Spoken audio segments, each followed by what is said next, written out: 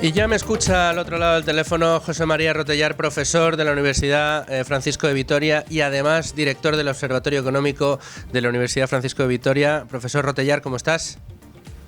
Hola, buenos días. Oye, un gusto tenerte y más como todos los lunes para hablar de este...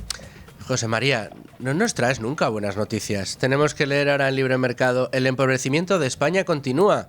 Como lo lea Pedro Sánchez, te va a reñir, profesor. Bueno, supongo que no estarán de acuerdo porque ellos se basan en un crecimiento del corto plazo y nadie niega que el crecimiento del corto plazo puede ser mayor que el de nuestros socios de la Unión Europea. Ahora, ¿por qué razones? Bueno, por un gasto público desmedido, en segundo lugar, por acumulación de la población, por efecto rebote, al haber sido los últimos en recuperarnos, y el único elemento positivo productivo que hay realmente es el buen comportamiento del sector exterior.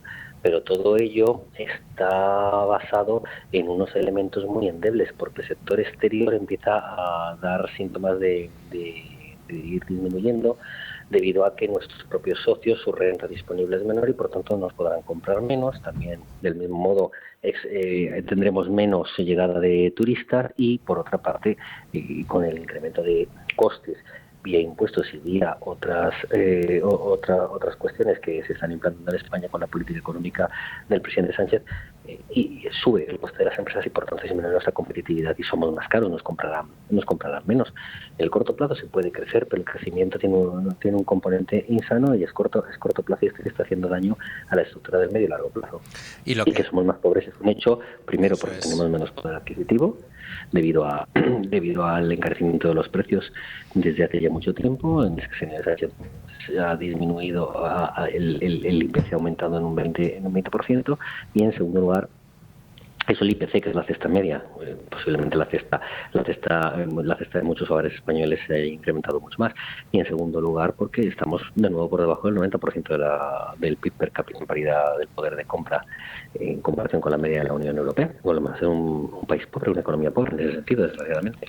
Bueno, pero hemos tenido que escuchar hace bien poco, profesor, al ministro de Economía, al señor Carlos Cuerpo, diciendo todo lo contrario, que cada vez en España está aumentando más el poder adquisitivo de los españoles y que esto además les está permitiendo abordar proyectos de vida a futuro, como es la compra de una vivienda, etcétera, etcétera, etcétera.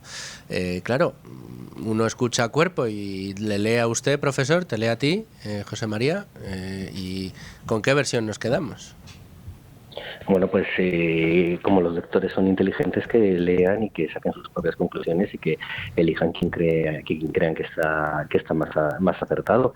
Yo no niego que haya crecimiento económico en el corto plazo, lo que digo es que esa composición es insana y está empeorando el del medio y largo plazo. Si el ministro Cuerpo dice que gracias a eso se están pudiendo comprar muchas viviendas, no sé si es el sentir general que hay en la sociedad española ahora mismo al respecto. Una cosa es que se estén vendiendo, que haya demanda, y otra cosa es que no quede mucha demanda insatisfecha por varias razones: por el incremento de precios, que se debe en gran parte a que no se liberaliza suelo, no se moviliza suelo suficiente y por tanto no hay suficiente oferta, y a las leyes de vivienda, que lo que hacen es también atemorizar a los propios propietarios, y eso sobre todo afecta al mercado del alquiler en una mayor medida. Con lo cual, si el gobierno lo tiene muy fácil, que aproveche el crecimiento del corto plazo para hacer las reformas estructurales del medio y largo plazo, y sería fantástico, ¿no? Yo estaría encantado de poder decir que se toman las medidas adecuadas para crecer estructuralmente, sólidamente y con potencia en el medio y largo plazo, pero es que, como siempre, van a tener una oportunidad magnífica para crecer, para generar ese crecimiento, esa base sólida de crecimiento estructural, y se está desaprovechando. En fin, profesor, esto ¿crees que va a parar en algún momento? Claro, una de las claves del empobrecimiento, como bien comentas y como bien refleja tu artículo, es precisamente la evolución de la inflación. ¿Cómo ves esta variable? Porque sabes que hay mucho debate en este sentido. Hay mucha gente que piensa que es un fenómeno que no está... O sea, es un incendio que no se ha extinguido por completo y que puede rebrotar en cualquier momento. Es que puede rebrotar, siempre puede haber segundas o terceras rondas de inflación. Tengamos en cuenta que en lugar de retirar más dinero del sistema. Los bancos centrales lo que han hecho han sido subir los tipos, cuando lo normal, ortodoxo, es retirar dinero y que la retirada de dinero nos lleva a la subida de tipos. Aquí el ajuste se ha querido hacer al contrario, alejar liquidez en el mercado. Ha habido mucha banca comercial que no ha endurecido tanto los precios de sus productos de activo, es decir, de los préstamos que concede a los clientes, como debería haberlo hecho si se hubiese retirado esa liquidez por parte del Banco Central, con lo cual la política monetaria no se ha trasladado en su totalidad. Y además, como los gobiernos han seguido gastando, han podido endeudarse con unas mayores facilidades porque había esa liquidez, aunque les resultase algo más caro, ¿no?, por la subida de tipos, pero no han subido los tipos por la restricción de la liquidez que no les habría permitido hacer al mercado, que habrían tenido que llevar a cabo pues medidas de un mayor ajuste. Y ahí tenemos ese verdadero problema que está sin resolver, y los precios pueden volver a repuntar, sobre todo si entramos en una guerra arancelaria. Bueno, pues vamos a ver hasta dónde llega. Que es cierto que a lo mejor Trump lo está utilizando más como elemento negociador que como convicción. Bueno, no lo sé, de momento sí está negociando, pero también yo creo que hay una cierta convicción detrás de proteger, ¿no?, la industria estadounidense, lo cual yo creo que considero que se equivoca y que es un error, pero eso sí que puede terminar subiendo los precios, ¿no? Bueno, pues vamos a verlo, pero desde luego yo no relajaría la política monetaria. Creo que el Banco Central Europeo sigue relajándola de manera bastante acelerada. Se basa en que hay cierta ralentización del conjunto de la economía europea, lo cual es cierto, pero el riesgo de la inflación no termina de ceder del todo, ¿no? La FED en este caso yo creo que está siendo más cauta. Reaccionó algo antes y está siendo más cauta ahora, teniendo en cuenta que ambos bancos centrales se equivocaron a la hora de considerar la importancia de la inflación en su momento, ¿no?, a lo largo de los años 22 y 23, y dejaron que se enquistase todo el problema. José María Rotellar, profesor, muchísimas gracias, como siempre, por traernos tu análisis. Esperamos darle mejores noticias a la gente la semana que viene, pero algo me dice que la economía no nos va a dar tregua. Ojalá la economía empiece a mejorar, pero de manera sólida y estructural, no sostenida artificialmente como no dopada por gasto público vía impuestos, sí señor. Un abrazo muy fuerte, profesor. Otro. Hello. Bueno, vamos a ir ya con la tertulia del programa de hoy. Les he prometido que vamos a analizar en profundidad con nuestros tertulianos que amenazan con ser los tertulianos de cabecera, de con ánimo de lucro, uno de los problemas que tenemos encima de la mesa, que es el de la vivienda. Pero bueno, oye, otra manera de verlo es cómo invertir en vivienda y cómo hacerlo con garantías. Cómo hacerlo además con garantías sin necesidad de tener que gastarnos un dineral en comprarnos una casa, reformarla y ponerla a la venta o ponerla en alquiler. Bueno, pues podemos invertir en inmobiliario, en residencial, y además hacerlo desde 250 euros a través de una plataforma como Civislend. Civislend lleva ya muchos años en el mercado, lleva muchos años financiando proyectos de inmobiliarios, proyectos de construcción en distintas fases de cada uno de esos proyectos, y lo hace a través de la fórmula del crowdlending.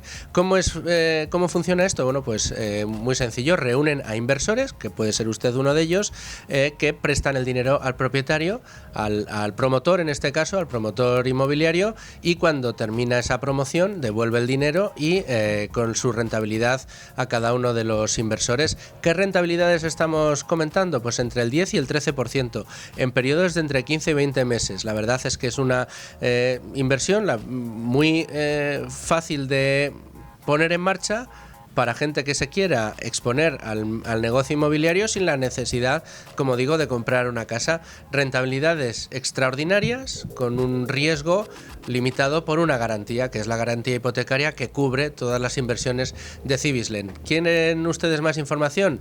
Busquen Civislend y encontrarán toda la información que quieran.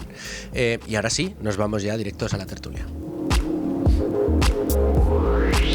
Y tengo ya conmigo a Carmelo Jordá. ¿Qué tal, Carmelo? Encantado de estar aquí, Luis. Compañero y redactor jefe de Libertad Digital, periódico en el que trabajamos y que dirige con mano firme siempre Raúl Vilas. ¿Cómo estás, Raúl? Muy bien, encantado. Mano firme es positivo, bueno, es positivo, ¿no? Sí. Y damos fe de que es con mano firme siempre. Sí. Y bueno, certera. Y certera, siempre.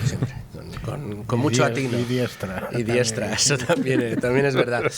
Bueno, pues estáis aquí, Carmelo y Raúl, porque resulta que este fin de semana ha vuelto ese movimiento por una vivienda digna y no se ha ido a manifestar a Barcelona, donde los precios de la vivienda ya, no, o sea, directamente es inasequible por todos los lados, donde hoy precisamente en Libertad Digital llevamos la historia de una señora que proviene de Rusia y que en Cataluña ha tenido unos problemas horribles con un inquiocupa que hasta ha llegado a agredirla, ¿no? Y que se niega a dejar su casa. No, han venido a manifestarse a Madrid. La friolera de 15.000 personas, según la delegación de gobierno. Según Ignacio Escolar, que creo que muy en contra de la manifestación no estaba, eran cientos de personas. Cientos de personas. Lo ha puesto él en Twitter. Yo no... Cientos de personas, según delegación de gobierno, 15.000. Ojo a la situación que estamos comentando, ¿no? Querían exigir el derecho a una vivienda digna. Ahí han estado los sindicatos, ahí han estado distintas plataformas. Escuchábamos antes a Pepe Álvarez diciendo que era imposible, que solamente gracias a que se sube el salario mínimo la gente puede plantearse el mejorar su acceso a la vivienda, pero lo cierto y verdad es que nos encontramos con un problema, y aquí corregidme o ponerme todos los matices que queráis, un problema creado, no existía, sino que se ha creado desde el momento en que se empieza a manosear el mercado de la vivienda e intervenir sobre el mismo, y que lo que sucede cuando sigues interviniendo para tratar de corregir las ineficiencias que has creado es que generas todavía más ineficiencias. Y al final del cuento, lo que sucede es que aquellas personas que más difícil tenían el acceso a la vivienda, ahora ya directamente es que lo tienen imposible. Es el de la vivienda, es el mercado, es el ejemplo paradigmático, como acabas de explicar, de cómo la intervención del Estado nos empobrece a todos y acrecienta los problemas en los que se dice hay que intervenir porque hay este problema, y cuando intervienen lo que hacen es que ese problema se haga más. Es el grande. interés compuesto. Pero en de el los mercado problemas. de la vivienda es que es muy fácil de explicar. Evidentemente, y yo creo que es de los problemas que tenemos en España no me parece de los más complejos de solucionar.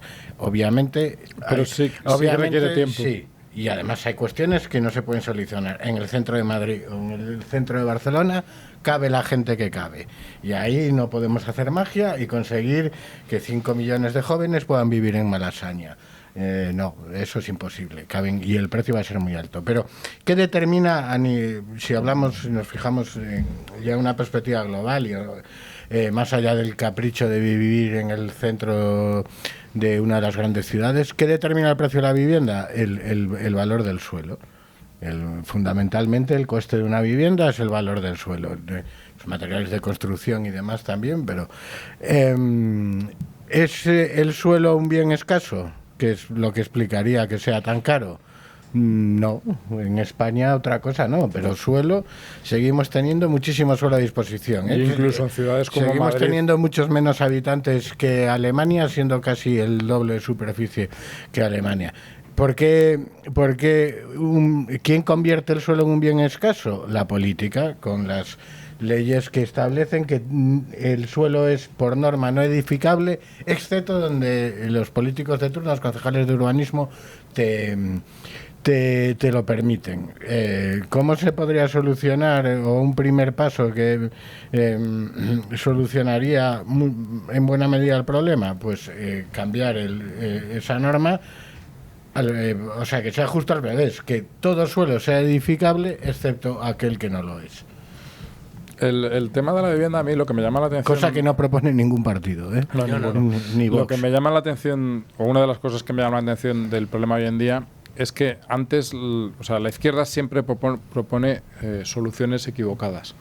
Es decir, siempre hace cosas que no solucionan los problemas, como estamos comentando. Pero en el tema de la vivienda, siempre la izquierda ha abanderado algunas políticas que, hombre, no solucionan el problema, pero en alguna medida podrían un poquito paliarlo, ¿no? Por ejemplo, la construcción de vivienda pública, que sí, que es un error, que no estoy diciendo que eso sea el camino, pero bueno, es que hoy en día la izquierda ni siquiera está construyendo vivienda pública. Es decir, ponen el foco en un tema en el que ni siquiera están haciendo lo que sería su parte natural. Sánchez ha hablado de que iba a hacer cientos de miles de viviendas, no sé cuántas veces, pero la realidad es que a día de hoy no ha hecho ninguna. Es decir, no se construye vivienda pública, desde luego a cargo del Estado, pero tampoco en comunidades autónomas socialistas. Es decir, no hacen ni siquiera su parte y, en cambio, sí que están haciendo todo lo posible por destrozar al mercado. Todo lo posible, que es un tema importantísimo, que es el tema de la ocupación, lo comentabas antes, Luis Fernando, que retrae muchísima vivienda del mercado y de la que no la retrae encarece los precios y encarece las condiciones para acceder, porque cualquier persona que pueda alquilar algo, pero ya no persona que pueda alquilar, es que estamos viendo como para hacer promociones de obra, o sea, promociones enteras, están teniendo unos problemas terribles. Es decir, es algo que está retirando inversión claramente del mercado y viviendas claramente del mercado. Bueno, pues eso no es un problema, no existe, se oculta, se calla, no pasa nada, no se hace nada, por supuesto, para evitarlo, y luego la carga impositiva que tiene, digamos, todas las trabas que se ponen respecto al suelo, pero también respecto a otros aspectos de la edificación. Es decir, cuánto tienes que hacer de espacio para no sé qué, hasta que nos quejamos mucho cuando en una ciudad como Madrid, por ejemplo, se hacen edificios muy grandes digamos, con capacidad masiva para vivienda, pero al mismo tiempo nos quejamos de que no hay vivienda. Es decir, a ver, ¿cómo se ata esa mosca por ese rabo? Es decir, todo lo que se puede hacer mal se está haciendo mal, y efectivamente nos encontramos con un problema, que es que en las grandes ciudades es prácticamente imposible comprarte una casa, lo cual tampoco debería extrañarnos tanto, porque es un fenómeno que pasa en muchos países. Es decir, no solo es un fenómeno español, no es un problema de aquí, y lo normal es que la gente viva lejos del centro de las grandes ciudades. En las grandes capitales europeas se ve muy lejos y nadie se muere, y aunque esto es muy impopular decirlo, podemos discutir si existe el derecho a una vivienda en este sentido en el que maneja esa frase la izquierda, pero lo que no existe un derecho es a vivir en el centro. Vamos, por supuesto. Eso no, mire, oye, si a usted le gasta, se lo tendrá que poder permitir. Eso le pasa a mucha gente. El derecho a la vivienda, claro que existe, es que eso nunca ha estado en discusión. El hecho de que tú no tengas una vivienda no quiere decir que no tengas derecho a tenerla. Efectivamente. O el hecho de que tú no te la puedas comprar no quiere decir que no tengas derecho. Por eso especificaba en el sentido de tener derecho. Es que eso sería otro debate. Aquí a nadie se le niega el derecho a tener una vivienda. Lo que pasa es que tener una vivienda donde hay gente que la quiere tener, aunque tenga derecho a ella, es muy caro y no se lo puede permitir. Pero que tú no te puedas permitir algo no quiere decir que no tengas derecho a ello. No, desde luego, pero todo el mundo tiene derecho a ir al Hotel Beach, ¿verdad? Y no todo el mundo puede ir. Pero sí es verdad que existía, digamos, un mercado inmobiliario relativamente sano hace años, en el cual, pues, oye, tú no tenías los ahorros para poder dar una entrada a una vivienda, no podías comprarte una vivienda, o directamente no te interesaba porque pues estabas empezando a trabajar, no ganabas demasiado dinero y no sabías dónde ibas a terminar trabajando, si en Madrid, si en Zaragoza, si en París, si en Nueva York. Entonces no te comprabas una vivienda, pero existía un mercado del alquiler que era más o menos eficiente, y que, si bien a lo mejor por tu nivel de ingresos no podías vivir en el centro de Madrid, pero sí que tenías alternativas acorde a tu nivel de ingresos, siendo desde el más bajo posible, siempre has tenido alternativas. Pero esto se ha terminado. Esto se ha terminado de tal manera que ahora mismo acceder al mercado del alquiler, la serie de garantías que te piden más allá del precio, llegan a ser tan altas que el que se puede alquilar una casa, bien en el centro, bien en las afueras, es una persona que también podría comprársela, porque ya el nivel de garantías que le piden para alquilar equipara casi a los que necesitas para poder comprarte una casa. Y esto lo que se traduce es una ineficiencia brutal, porque aquellas personas a las que les convenía el mercado del alquiler, porque el mercado de la vivienda de compra les había expulsado, ahora también están expulsados del mercado del alquiler, con lo cual has dejado supuestamente a las capas a las que quieres proteger fuera directamente del mercado. Sí, son dos problemas distintos, aunque con el mismo origen. El mismo origen. Pero el mercado del alquiler es fundamentalmente la cuestión en los últimos años de la ocupación, la oferta y demanda, y de ir a una política sistemática de poner trabas al propietario, que es al que va a alquilar el piso. Lo cual evidentemente tiene un efecto malísimo en el mercado. Si tú pones todo tipo de trabas pues a producir cualquier producto, ese producto se va a encarecer y va a ser mucho más escaso. En vez de considerar a los propietarios tus aliados para que haya más viviendas en alquiler, en lugar de y incentivarles escuchar sus que lo pongan, demandas, sí, y darle todas las facilidades y garantías para que pongan sus viviendas en alquiler, se hace lo contrario. Pero el de la compra de la vivienda, yo quiero insistir, es que es un problema creado exclusivamente por los políticos. Es que además, fíjate, es que no hay otro ejemplo mejor de cómo en este caso es el capitalismo lo que nos ha permitido ser propietarios de viviendas. Capitalismo, como el nombre no es viene de acumulación de capital, solo en base a un sistema que se fundamenta en el ahorro, en la acumulación de capital. Los bancos pueden tener crédito para que la gente pueda comprarse vivienda, porque aquí todo el mundo dice que tiene derecho a una vivienda, pero si no te da una hipoteca al banco, por mucho derecho que tengas, evidentemente no te la puedes comprar. Pero también tienes derecho a que el banco te dé una hipoteca según tus condiciones y que luego encima no te puedan reclamar nada, ¿no? Sí, no lo olvidemos. Hay una paradoja que es maravillosa con todo esto de la vivienda, que es que España era hasta hace bien poco, yo creo que sigue siéndolo a pesar de todo esto, tú tienes los datos seguro mucho más en la cabeza, Luis Fernando, uno de los países con mayor porcentaje de propietarios de toda Europa.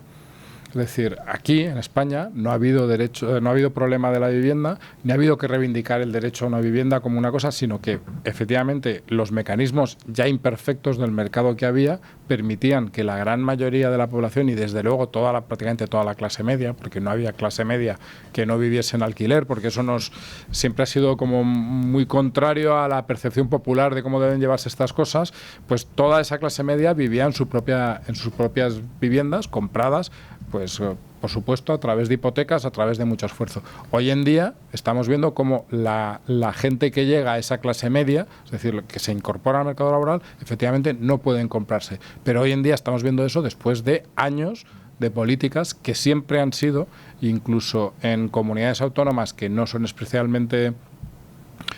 ni mucho menos que no han tenido las políticas más de izquierdas, pero la política de viviendas siempre ha sido muy, muy hacia la izquierda, muy restrictiva, muy evitando, como decía Raúl, que el suelo se utilice libremente, evitando también que una vez tienes el suelo por fin y te dan permiso para edificar, que puedas elevarte a no sé cuántas alturas. Es decir, todo han sido trabas para construir viviendas en los últimos años porque había que estar en contra de la especulación y el pelotazo, y luego llegamos a una situación en la que efectivamente no hay viviendas y nos echamos las manos a la cabeza. Es que, de verdad, o sea, a veces son de meme. Los mismos partidos políticos, ya no digo sus herederos, los mismos políticos que se han pasado años berreando contra cada operación urbanística que había, por ejemplo, en Madrid, pues, volvemos al pelotazo, no sé qué, no sé cuántos, ahora se quejan de que no hay vivienda. Pero, hombre, si no hay vivienda, por tu culpa, básicamente. Y luego yo creo que hay, esto ya un poco trascendiendo un poco más a lo filosófico, pero que tiene mucho que ver con este programa, con la economía y con el ánimo de lucro y con la defensa de los derechos de propiedad. Es que yo no sé si estáis de acuerdo conmigo o no en que en España, si hay algo que hoy no está garantizado, es el derecho a la propiedad. No el derecho a tener una vivienda, no. El derecho en particular el de la propiedad a la propiedad de inmobiliaria. ¿Por qué? Pues porque con las leyes que ha puesto en marcha este gobierno, directamente sabes que eres susceptible de ser expropiado para beneficiar o darle beneficios sociales a una persona vulnerable. Si es que quien te quita tu casa, bien sea inquiocupándola u ocupándola, es considerada por este gobierno vulnerable, que además el gobierno es el que lo tiene que considerar vulnerable, ni siquiera tú. Entonces, ahí está en cuestión tu derecho de propiedad. Pero es que desde la misma concepción, hace años, de esas viviendas de protección oficial, las VPPL, las viviendas de protección libre, no sé qué, las viviendas de promoción pública pero libre, etcétera, etcétera, todas las modalidades que hay, se establecen una serie de baremos o de normas para que tú hagas uso de esa propiedad, de modo y manera que si tú accedes a unas viviendas de este tipo, no puedes venderla en no sé cuánto tiempo, no la puedes vender al precio que tú quieras, no la puedes alquilar. No la puedes alquilar al precio que quieras, con lo cual tú tampoco tienes un pleno uso del derecho de propiedad, porque esa casa la sigues pagando tú. Vale que has accedido a un precio menor al del mercado, pero la sigues pagando tú. Y sin embargo, los derechos de propiedad no están del todo puestos en marcha. ¿No crees que aquí en España falta un poco esto de cultura de la propiedad? La cultura que siempre dices, a Raúl Vilas le gusta mucho la película Gran Torino, por esto, ¿no? De que de repente le cruzan al jardín y se va a Clint Eastwood con la escopeta y dice, fuera de mi jardín, ¿no? Pues eso que es la defensa, digamos, la caricatura, si queréis, ¿no? De la defensa de los derechos de propiedad, aquí en España los tenemos muy olvidados. Sobre todo la propiedad ajena. Sí, en España, uno de los problemas que hay es que hay mucha gente que desarrolla un derecho de propiedad para sí mismo muy elevado y muy ambicioso, como la mayoría de la élite izquierdista, que tan pronto pueden se compran grandes chalés y grandes propiedades, pero la propiedad ajena de los demás ya no la respetan tanto.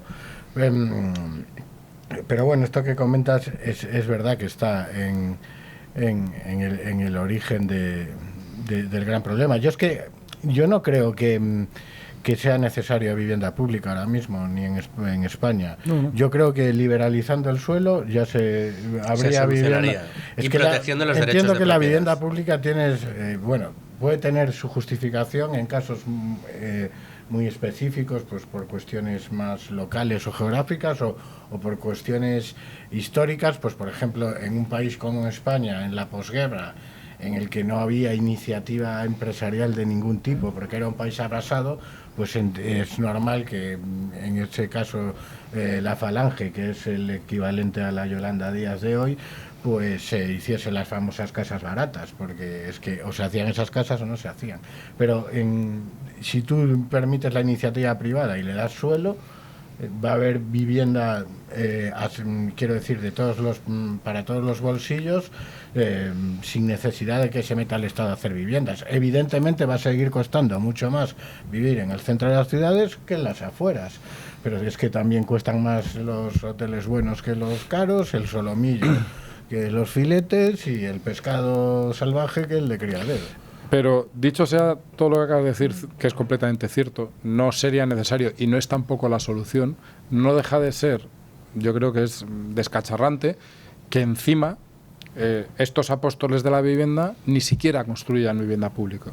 Es decir, estos que están súper preocupados por el problema de la vivienda y que están súper a favor de lo público, ni siquiera son capaces de construir vivienda pública. Son tan inútiles, y tienen un control del presupuesto de aquella forma, para aquellas cosas, para lo que les interesa, parte de lo que les interesa es por lo que se ve llevárselo, que no son capaces de dedicar a eso una cantidad de dinero que, hombre, que no te digo que esté bien, pero sí que es cierto que con todo lo que nos gastamos, pues a lo mejor tampoco era el peor sitio en el que ponerlo. Pero claro, si cuando ellos, los apóstoles de lo público y la vivienda, se ponen a hacer viviendas, nos sale la PSV, la cooperativa de UGT, por si alguien no lo recuerda, la cooperativa de UGT, que acabó en una estafa monumental y en los juzgados, pues bueno, pues es... Otra cosa, cuando tú, un español decide comprarse una vivienda, ¿qué porcentaje del dinero que tiene que desembolsar o pedir al banco va destinado a impuestos?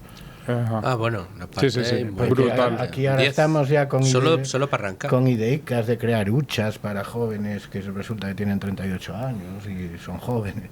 Estas ideicas, huchas, no sé qué, eliminen los impuestos a la vivienda. Brutal, no, eso todos, no lo verás. Que la compra de vivienda esté libre de impuestos. El derecho a la vivienda incluye el derecho a que el Estado, por cada compra-venta de vivienda, te robe, porque no tiene otro nombre, una cantidad enorme de dinero. Desde que promociona la vivienda. ¿Se puede abaratar desde el Estado o no? Hombre, claro que sí. Mañana, si quisiesen. ¿Están tomando el pelo a la gente o no? Sí, por supuesto que lo están. Solo dos reflexiones ya para dejaros un poco del revés en el día de hoy. Una, sed conscientes de que en el 1990, para comprar una vivienda en España, de media hacían falta 3 años de salario bruto. Sí, con 3 años de hipotecas al 15%. Hipotecas al 15%. Ojo, que parece que todo era fácil y sí, la gente en los años 80 y 90 salías a la calle y te iban dando viviendas porque eras de una generación privilegiada. Estoy hablando de dos datos. Ya. Uno de ellos, hacían falta 3 salarios brutos para comprarse una vivienda, ahora de media hacen falta 7,5, de media en España, en ciudades como Madrid o Barcelona, 16 años de salario bruto para comprarse una vivienda. Y si ahora os digo que hoy, respecto a hace 12 años, 15 años, hace falta mucho menos oro o mucho menos acciones o participaciones del S&P 500 que hace 12 años para comprarse una casa? ¿Qué me decís? Que seguro también. Pues que lo que nos está sucediendo es que nos están empobreciendo a manos llenas. Ese es el resultado. Y si me permites una última reflexión, y esto también va a ser bastante impopular, antes efectivamente la gente se compraba una vivienda, antes efectivamente el costo, digamos, global era menor comparado con los ingresos, pero antes la gente sacrificaba muchas cosas para comprarse su vivienda. Y hoy en día parece que el derecho a la vivienda no solo incluye el derecho a que te den una vivienda casi gratis, sino que al mismo tiempo puedas tener tu iPhone, tus viajes, Por tu supuesto, no sé qué. tu coche de Quiero último decir, modelo. lo cual a mí me parece estupendo. La gente tiene todo el derecho del mundo a establecer sus prioridades de gasto, pero no a costa de mis impuestos, por favor. Desde luego. Como dice el profesor Bastos, no hay nada más contrario al capitalismo que el consumismo. Y eso es lo que tenemos hoy. Ahorro, trabajo duro y capitalismo. Raúl Vilas, Carmelo Jordá, muchas gracias a los dos. Como Un siempre. placer.